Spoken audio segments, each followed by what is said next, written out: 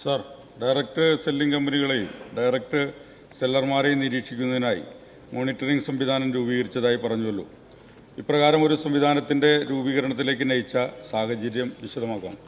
Yes minister. Sir, 2021 direct selling കേന്ദ്ര ചട്ടങ്ങൾ കൃത്യമായി പാലിക്കുന്നുവെന്ന് ഉറപ്പുവരുത്തുന്നതിനായി സംസ്ഥാന സർക്കാരുകൾ ഒരു നിരീക്ഷണ സംവിധാനം ഏർപ്പെടുത്തണമെന്ന് പ്രസ്തുത ചട്ടങ്ങളിലെ ചട്ടം 11 നിഷ്കർഷിക്കുന്നുണ്ട്. സർ, ഇത്തരമൊരു പശ്ചാത്തലത്തിലാണ് സംസ്ഥാന സർക്കാർ നിരീക്ഷണ സംവിധാനവും മാർഗരേഖയും രൂപീകരിച്ചത്. ഈ സംവിധാനം ഡയറക്റ്റ് സെല്ലിംഗ് കമ്പനികളെക്കുറിച്ച് കൂടുതൽ മനസ്സിലാക്കുന്നതിന് ഉപഭോക്താക്കളെ സഹായിക്കുന്നു. കൂടാതെ ചട്ടങ്ങൾ കൃത്യമായി പാലിച്ച് പ്രവർത്തിക്കുന്ന കമ്പനികൾക്ക് അവരുടെ വിശ്വാസ്യത ഉപഭോക്താക്കളെ ബോധ്യപ്പെടുത്തുവാനും സഹായിക്കുന്നു.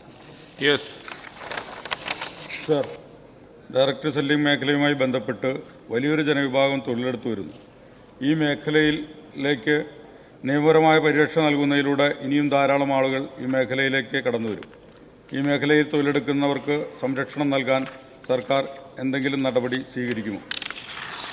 സർ, ഇന്ത്യയിൽ ഡയറക്റ്റ് സെല്ലിങ്ങിൻ്റെ ഭാവി വളരെയധികം പ്രതീക്ഷ നൽകുന്നതാണ്.